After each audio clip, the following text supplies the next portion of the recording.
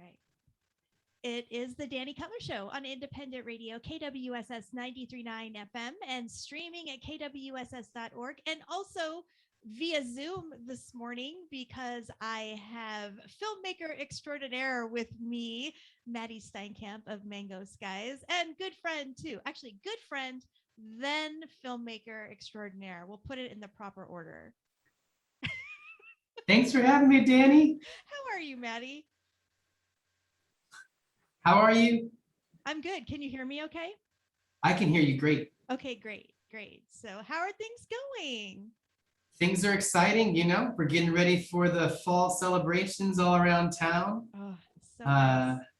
It's, the weather's changing. I was just going to say, it's such a nice time of year, and going out in the evenings is just wonderful now. And yes, this is like the reason we suffer through the summers, right?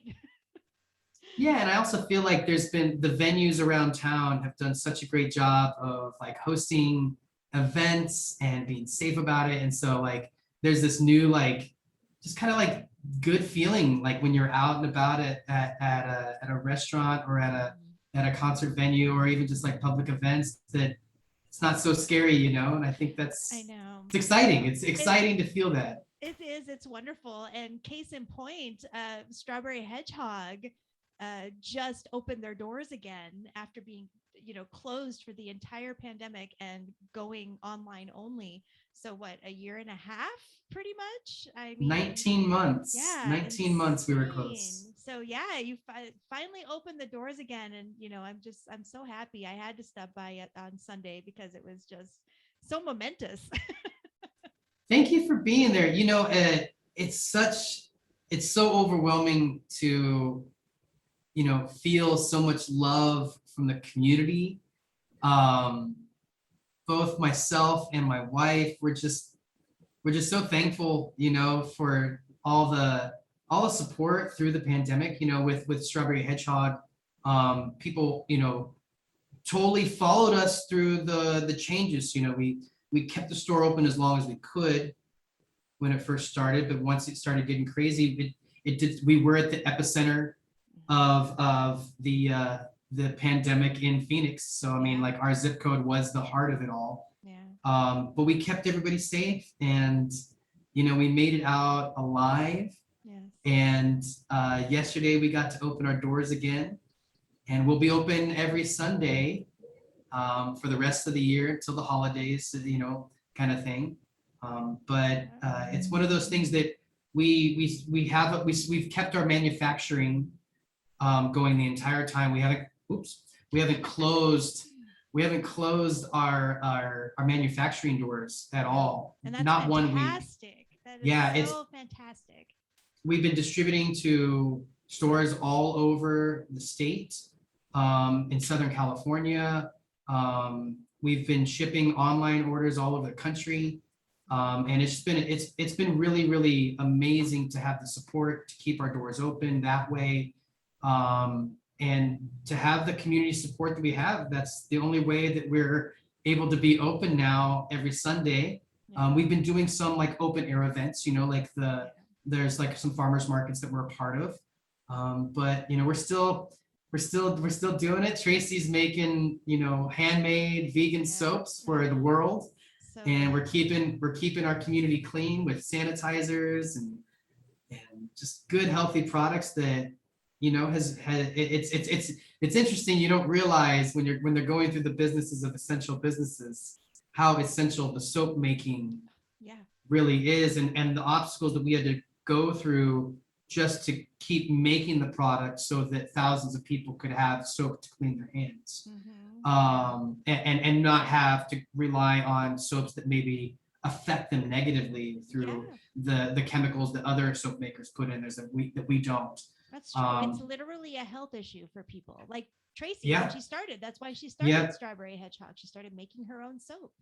Yeah, I think there's not enough people that realize that, some of the problems they might be having have to do with the fragrances that they're inhaling from the chemicals that are in these body care products, whether it be lotions, colognes, soap, facial creams.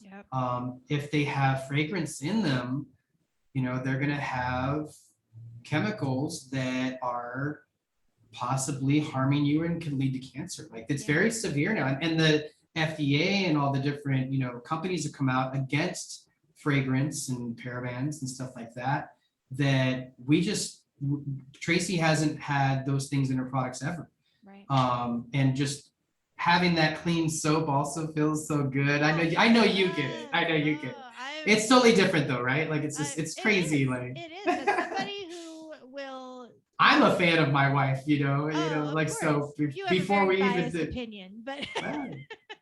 but no, I mean every product, and even during the pandemic, I mean, I bought the hand sanitizer and all the cleaning products and everything because it was just a way to keep everything nice and sanitized and healthy in my house. And just fantastic. And now I'm not gonna ever stop using things like the hands. I love that hand sanitizer. Oh yeah, it's a whole new level, right? It is. It's crazy. It's crazy. Okay, so I didn't bring you on Zoom to talk about soap. I could talk about my wife all day long. So. I know you can. You two are the most adorable couple that I know, and I just love you both to death. I mean, seriously. But on the Mango Sky side of things, you've been a busy boy.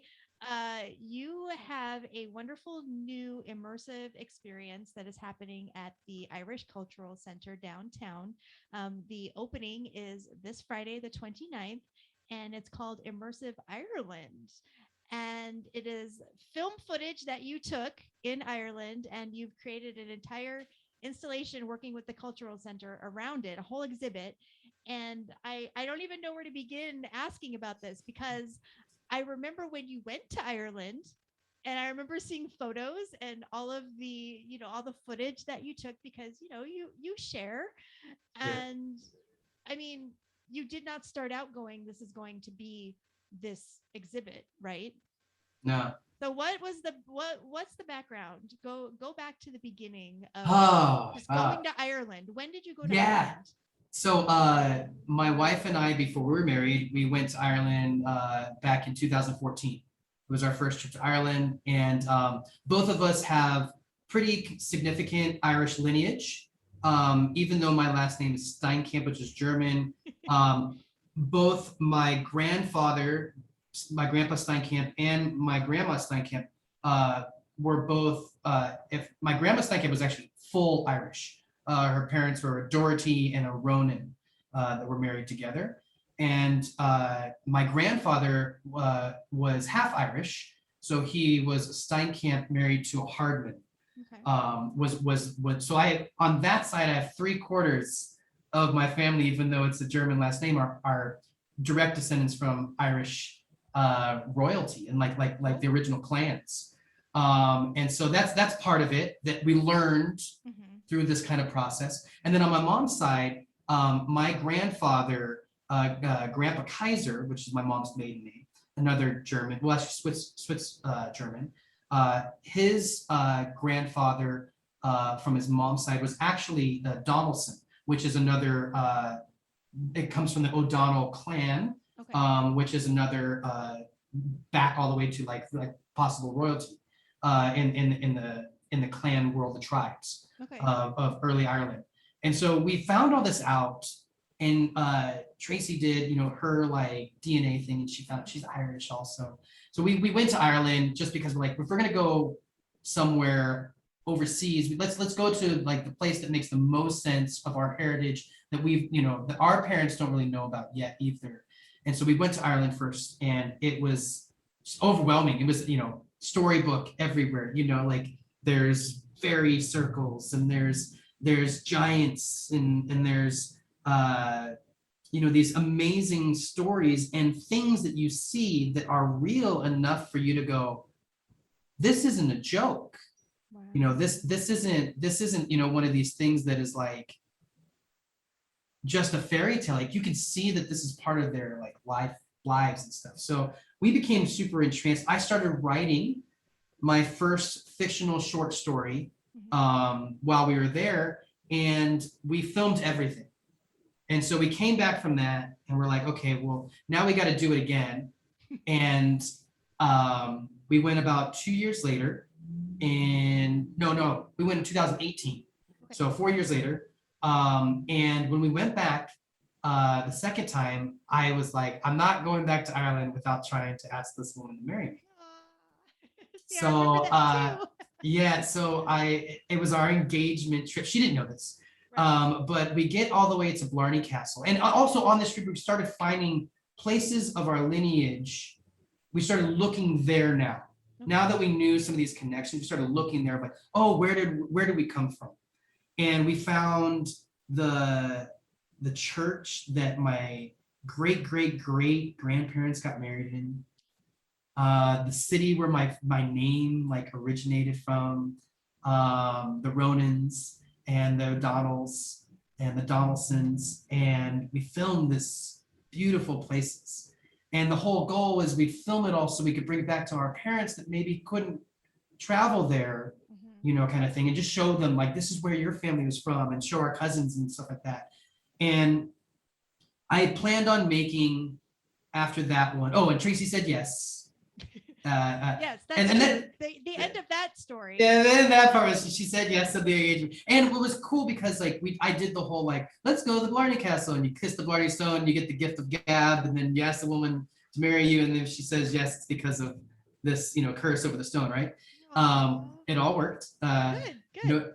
So I'll take it. Rumor confirmed. Rumor confirmed. If you need to, let's go to the Blarney Stone in Blarney. It's in County Cork, which was where my family left Ireland. And so we filmed all this stuff, and I was like, I really want to make a documentary series that was called, I call it the Great Irish Adventure. Okay. And so we started making that, and we're like, oh, we only went to the south. And you can travel all of Ireland in like a few hours. Yeah. But you got to stay in like an area for like a day or two to really get it, if you go to the Cliffs of Moher, or if you go to the Giant's Causeway, these are places where like you can go on these tours, but you're there for a couple hours. Yeah. And so on the second trip, we went to the Cliffs of Moher for 3 days. And I got to fly my drone and film a lot of it. We went on a 7-mile hike on the edge of the Cliffs of Moher that you can't do with these tours. You have to do it on your own. You got to have your own rental car. I drove in Ireland on the other side of the street. It's like, and so these things happened. We came back from that, and we're like, okay, well, maybe our honeymoon trip will be our third trip, and we'll go to the north. And so the whole plan was we get married. This is now 2019. We get married, and I would from the honeymoon all the way to our trip from our engagement trip was 1 year all the way to the honeymoon. So we went to Ireland, got 1 year, got married, and then we go on the honeymoon. And we saved up all of our money. I mean, we did nothing that year. Like we literally like ate at home, every single save. All of my I was picking up gigs left and right, music videos. I'll do anything, right? Yeah. Give me, like everything, like day and night. It was the busiest year of my life, 2019. And so we save everything up, and we're like, okay, we're having our wedding in our backyard so we can have all the money to go to Ireland, kind of thing. And we did that. And by the time we got there, I had finished writing that short story. That then I was like, I really want to make this a movie, like a fictional film. And so now the third trip was going to be kind of like a scouting trip of like, would we use any of these places in the north? Could I start writing the episode number 2 or the second part of this short story series? Then the series is called The Stone of Maggie. And that's kind of what leads us into where we are now. Was I started seeing this like really long plan of, well, if I'm going to make a fictional film and it's a feature, I need to write out the story first. I started watching all the behind the scenes of Star Wars and George Lucas and how long it took him and all these things. and learning about Wes Anderson's process. These are some of my favorite filmmakers. A story turns into a screenplay. A story turns into a screenplay. So then you have to have other writers with you to maybe like go bounce off. You got to find these people to work with and all this kind of stuff. And that's what's been happening over the last 2 years since this 2019 like concept of going to Ireland. We get to Ireland on our honeymoon, and it was just magical. I was the first person in my family in 400 years since we got pushed out of Northern Ireland of my direct lineage that would have gone all the way back to Caer Doherty. Caer was the last ruler of the O'Doherty clan before the Normans invaded in the 1600s. Oh, wow. And they would have been the last Irish clan to hold off the British invasion after 300 years of attempts. Wow. And so Caer becomes the main character of like the start of my story. And basically his daughter is Maggie, and she becomes the keeper of the stone that is basically put into hiding after the British invade. Wow. And so we went and found all these really amazing spots, and I filmed them in virtual reality. Okay. So I took a 360 camera with me, went to the Giant's Causeway, which is a very like crazy looking space. It's giant like steps of columnar basalt that they look like there's no way this is like earthly made. It has to be human made, has to be carved, like, but it's all, made from volcanic eruption. Wow. And then it froze right when it got to the surface into these like perfect octagon steps. It's really powerful when you get there. You feel the ancestors of our people the second you step foot on this land. Wow. That sounds extraordinary. And I really wanted to bring something like this back to my family to like see, and not just like see on like a screen, but like feel it, like smell it, like be in it. And I filmed it all in virtual reality in 360, and we came back to America and pandemic started. 2 months later. And, we were all out of the job, us events people and filming people and production people. And so for the first like 5 months, of the pandemic, I was creating. I was like, I'm going to use this time to create something magical that is all based off the existing footage that I have. And I started creating these like immersive type experiences that in my head that if I ever got a chance to go to another castle, I would be able to bring this to them and say, hey, in case no one can ever come here again, here's this experience that you can give to anybody around the world. I put out the Great Irish Adventure on St. Patrick's Day this year. There's a 3-part documentary series that I wanted to one day screen at the Irish Cultural Center. I was like, this would be like the greatest achievement for this series. So I reached out to the wonderful people at the Irish Cultural Center, and I said, I would love to donate a screening of my series if it would help, you as an organization raise some money to keep your doors open kind of thing, or do the events that you host for the culture. And they were just like so into it. And we settled on a date. So this coming up weekend is the beginning of Samhain. It's a celebration of the Irish, where we get to basically, honor our ancestors and give, thanks to those that have passed, and kind of have like a whole celebration of the harvest of the food that we get to, get us through the winter kind of stuff. And so the first opening night is the 29th, and it's our big celebration to basically honor our ancestral roots of Ireland, and right here in downtown Phoenix. Yeah. And the event goes from 6 o'clock till 9 o'clock. You get to have an entire tour of the castle, all the way up into the castle tower and the keep, where I've created this kind of like this immersive experience, but it's also like virtual. Okay. So you get out on the third floor and you get to walk through this like ivy vine kind of like garden.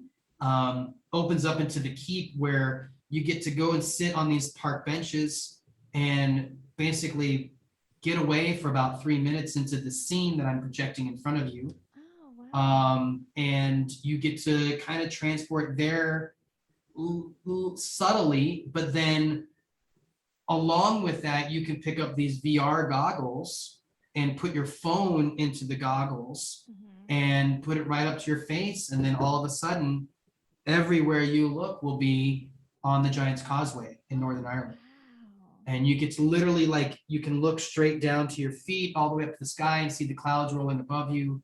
And we have like smells that we've kind of like remembered and talked to people about, that we're going to be like basically using organic scents to like have that in the space. There'll be a soft breeze in the room that'll feel like an ocean breeze. And you get to experience basically part of the Finn McCool fairy tale that's all about the Giant's Causeway from our friends in Ireland, Marco Manning. I literally just wrote his script and sent it to him 3 days ago, and he just sent me the recording of it from Ireland. And you get to experience for about 3 to 5 minutes in the keep, come down into the courtyard, and just have a full-on celebration with a lot of amazing Irish people and their families, and my entire family will be there. So you will have Irish foods from local Irish restaurants and pubs. Our friends from Green are making us some vegan Irish food for the vegans. I love it. There is a whole Irish pub bar that will be like the Cash Bar. And then right around like 7:30, 8 o'clock when the sun goes down, if you're not on tour, you'll be down in the courtyard, and we'll screen the 3-part series, The Great Irish Adventure, along with a Q&A with myself and probably 1 or 2 of my family members. And then there'll be live Irish music outside. Oh my God. And we're hoping, to get some Irish dancing out there to just really make it a beautiful fall Samhain festival and invite anybody out. I mean, you don't have to be Irish to come to this. This is, one of the greatest things about Ireland is, when you go to Ireland, it doesn't matter where you're from or what you look like. Everyone welcomes you. Yeah. And it is one of the most welcoming places I've seen. It is also one of the most invaded countries in the world, that it changed cultures for 500 years because of how many invasions there were, that now it's finally Ireland, and it's a growing Irish culture that wants to be its own thing, that is very worldly. When you look at Ireland's economy, you have potatoes and you have fish and you have all these amazing things, but they also make huge ships for most of Europe. They make huge, it is a huge industry for modern green energy. They're the first entire nation to divest from fossil fuels. And I look at them as like the future of what we can all strive to be, in the sense of they're welcoming refugees, they're embracing new cultures into their culture. There's definitely a lot of cross culture already, both with India and Ireland, that there's a lot of foods that directly are Irish Indian food, that it's because they're embracing this worldly understanding. And I feel that in my heart, of like that the world is getting closer to that. I know it seems like there's a lot of polarization, but I do feel like there's more people that are trying to come together. I think so. And I think that agree. I think if we can have events that celebrate coming together in a safe way, in an outdoor atmosphere, that's kind of what we need. I'm a big we went to a lot of outdoor festivals over the last 5 months, small ones, big ones, maker, type things where there are vendors selling things. Mhm. And it's just one of these things that we're able to do with this event, also with this beautiful courtyard at the Irish Cultural Center. Yeah. The Irish Cultural Center in McClellan Library is one of the most gorgeous pieces of property in all of downtown Phoenix. And a lot of people don't know this, but it's an organization. Yeah. It's a nonprofit organization that we get to help grow ourselves and be a part of. And they are investing in artists. Yeah. They bring artists from Ireland over to host them here in America. They celebrate local Irish music every single month. And this is just one thing that I felt like the second I get that one opportunity to do something with, I wanted to do something big. And so this is big. Yeah, this is about as big as I can get, I think. This isn't just come and watch my movie. It's Yeah, no, this is definitely not that. Come and experience what I experienced when I was in Ireland. That's really what it is. I mean, that's where the whole immersive things come from, because if you can go and I've seen the 360 stuff. I remember the last Indie Film Fest we could do together, and you had a couple of things going like the Harper and the Mods video. I mean, it's amazing. It really is an amazing feeling. It's like, I mean, the whole thing about virtual reality, it's you're put right in it. So I can't wait to see how that works with scenes from Ireland. That's just amazing to me. And you're just making it like you're transporting everybody to Ireland for an evening.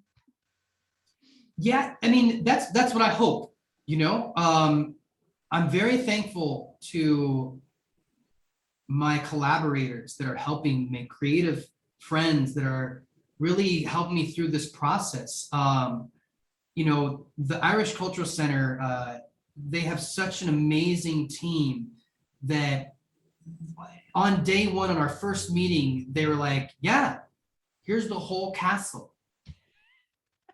Enjoy.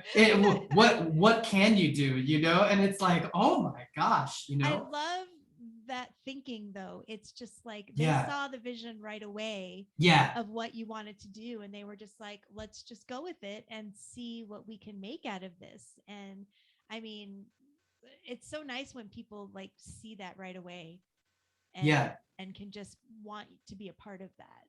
So that's wonderful. There's a lot of great things that they do for the community.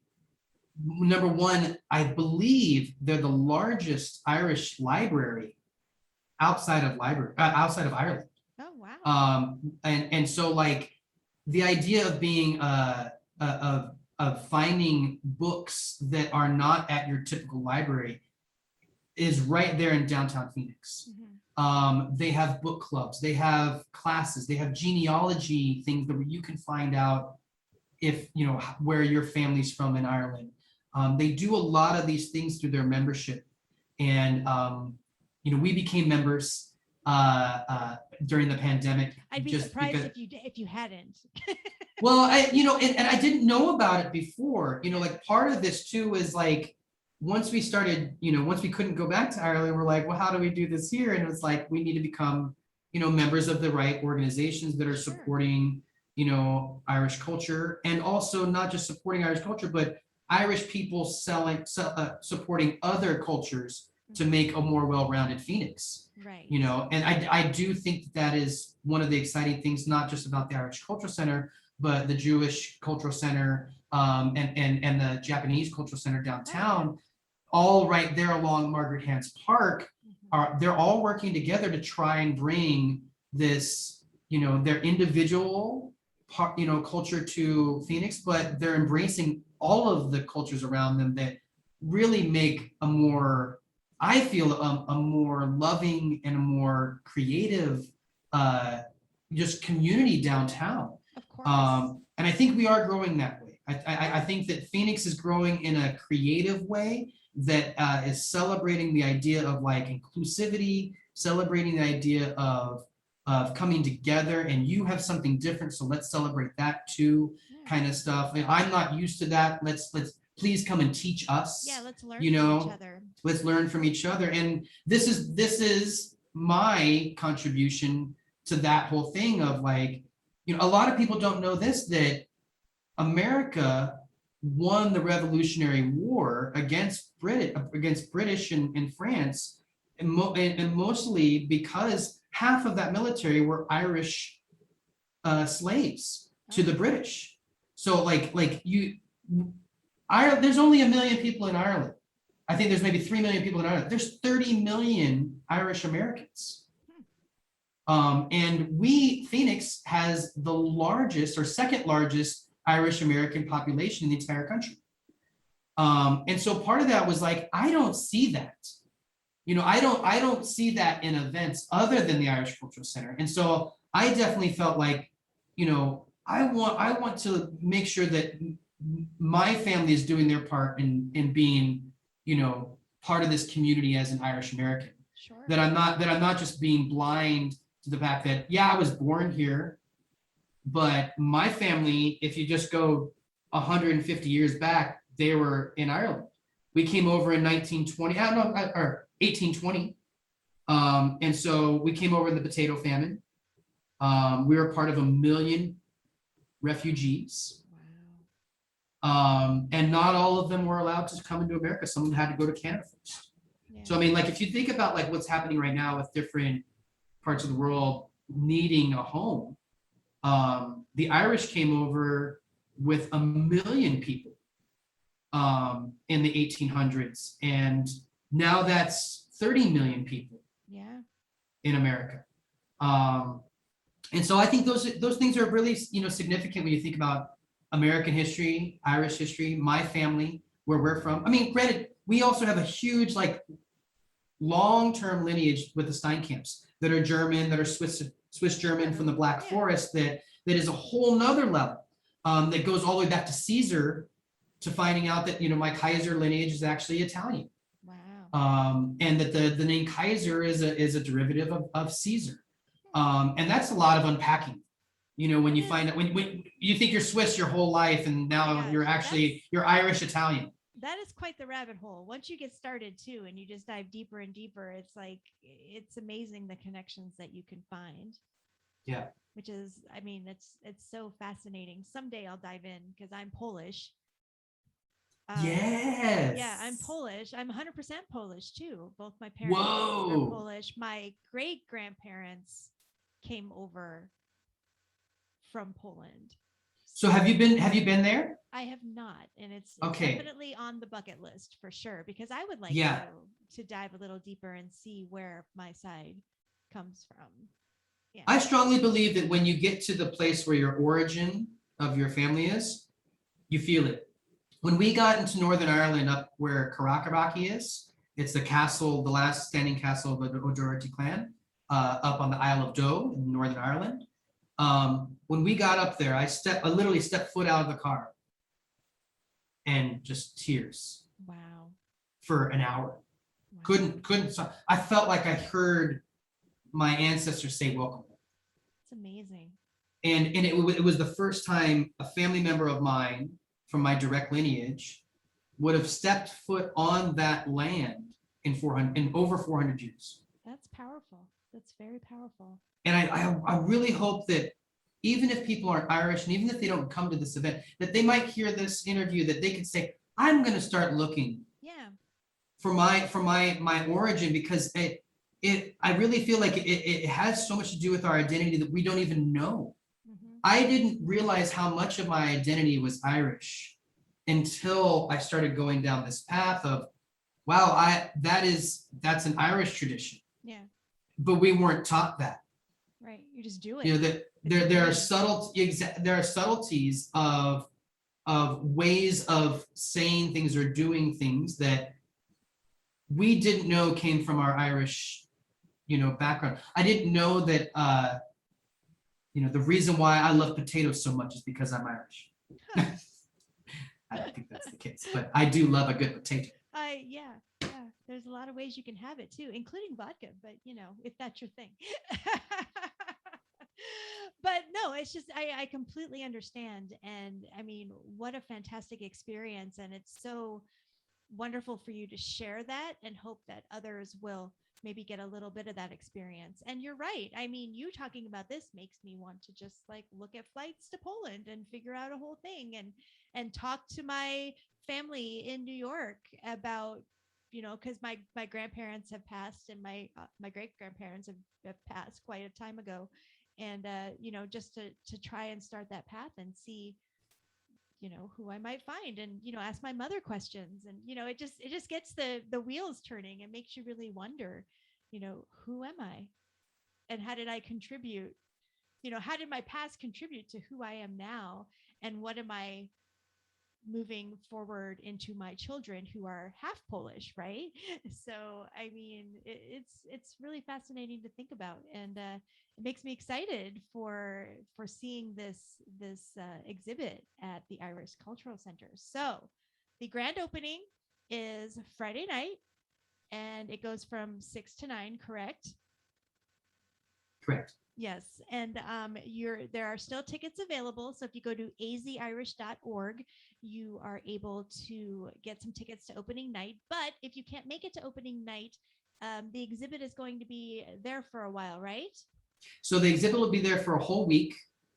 And it's a reservation scenario only. So you'll have to go online, pick your reservation, purchase that, and then you go and you get a whole tour of the entire center on whatever day you pick. Right. I don't think they've like released all of the event times yet for the extra days. But if you go to azirish.org, you'll find it through their website. Opening night, it's a little bit more expensive of a ticket because you get food, you get your first adult beverage.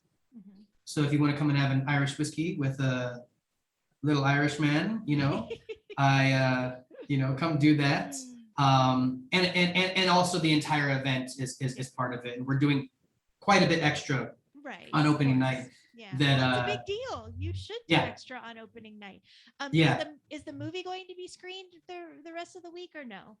No, so just the immersive experience up in the Castle Keep, Okay. and the whole like immersive tour that happens throughout the castle will be open the whole week. But yeah, no, after Friday, it'll just be on my YouTube channel, the Mango Skies YouTube channel. Wonderful. And the virtual reality thing will be open for the whole week, so you'll be able to go there and literally stand on the Giant's Causeway, for a good 3 to 5 minutes and get away. The way I look at this whole virtual thing is like, it is a realistic way to get away. Like you can sit there and just try to focus on this for 3 to 5 minutes with that headset on, and everything that was bothering you before the day is pretty much left behind for a while. And I think like a lot of us need that break. I know I did. I mean, just being there installing it this whole week was, I didn't have to think about all the other stuff that was maybe stressing me out, that is, on the edge of everything for us. Yeah. The event's gonna be super safe. Strawberry Hedgehog is providing sanitizing stations. Wow. When you're in the castle, it is a mask mandatory thing from the city. The city does manage the property. But when you're outside, we'll be outside. Yeah. It's not a huge, 500 person thing. We're only selling limited tickets. And so it's going to be where there'll be tables outside for people to sit. I like to think of this as like the greatest celebration in the fall that you don't have to dress up like a clown for. True. So even though there's gonna be a lot of Halloween things, you can still come out and have a good time with us and be a little spooky. But it's a dress up night, it's a fun celebration about our ancestors. And it's just a really great way for our community to come together and just kind of get away for a little bit and just travel to Ireland, through this immersive portal. I love it. And I love your brain and your innovation and your creativity. Just I'm just so honored to know you and your brain. Oh, Because I mean, just so many things over the years and all of the projects that you've done. I mean, play the documentary. I mean, all the things that you have done. It's just, you just keep pushing that envelope and it's wonderful and it's truly inspiring, Maddie. And I'm not just saying that, oh, it's true. thank you. And I mean, I appreciate it. So thank you. And I can't wait to see this whole exhibit. So opening night Friday. And if you can't make it on Friday, please try to get down there to the library downtown and the cultural center so that you can see this immersive exhibit. Yeah, Yay. and the other thing too is I think right now I checked out the website. You can go and get Saturday tickets, the immersive tour.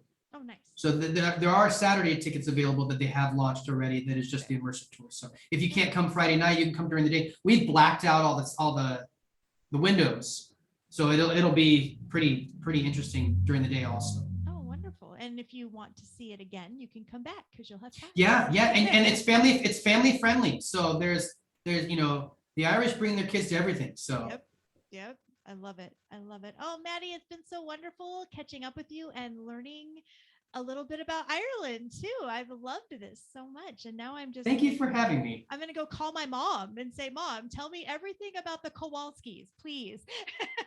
Yes. Yeah, so it's very fascinating. So thank And you. don't always trust that Wikipedia, No, you gotta go with your family. Go trust your family. If your Yes. family's got a written piece of paper that they've been holding on to, it's true. read that. Family Just see knows. what it says. Where is it from? What's the date? Yep. And family hang on to those things too. So I'm sure that my mom probably has a box somewhere with all kinds of stuff in it that I could probably spend weeks going through. Oh yeah. A lot of this is because of the success that my aunts, my aunt from my dad's side, my Auntie Lynn, Aunt Lynn Steinkamp, went back and found everything on one side of the family. Mhm. And then my Aunt Bev from my mom's side and my mom went back and found everything all the way to like 1600s, almost 1700s of the other side. And half this work was just done. They're like, oh, you could just have my login, And so I go through the, ancestry.com and I'm just like, oh my gosh, like 6 families were from Ireland. 6 different families came over between the 1700s and 1800s that basically had daughters and married either Steinkamp, Kaiser, or Dorothy. Like they all had daughters. Yeah. And they all married men that then became my great grandpas or grandpas or whatever. Yeah. And wow. six out of the 8 families were Irish. That is incredible. That's Yeah. incredible. What a fabulous discovery. I hope it does inspire more to look up their lineage for sure. So, all right, Maddie, thank you so much for spending some time with me today. Thank you for having me. And I love your show. And I'm so thankful for KWSS. This station has always kept me like alive. Like it's definitely been like a beating pulse to our community. Every time I talk to anybody about radio, this station comes up and everybody always loves it. And the new artist that you're promoting and playing is like the soundtrack of our lives. So I know as a former musician in the music community, hearing what we hear now from the station, it's really awesome. And Aw. I'm just so glad y'all made it through the pandemic strong. Yeah. We needed you and you were there for us. We wanted to be, and it helped us too. I mean, the radio station was definitely it saved me during the pandemic Yeah. too. It was that one connection that I could Yeah. still have to the community when there was nothing else. Yeah. So yeah, but thank you. Thank you so much for those words, Maddie. You've always been part of the KWSS family too. So, and that's Oh, yeah. never going to change. I know. I'm a lifetime member volunteer. Yes, for sure. Yes. Once you are in the family, you can never leave. Yeah. That's for sure. KWSS Mafia, you can never leave. Yeah. Good. Might be onto something there. I like that. All right. Thank you again, Maddie. Thank you, Danny. Have a wonderful day, and we'll see you out. Are you gonna come out? I think so. I think so. Okay. We'll see you on Okay. Friday. Very good. Love you. Love you too.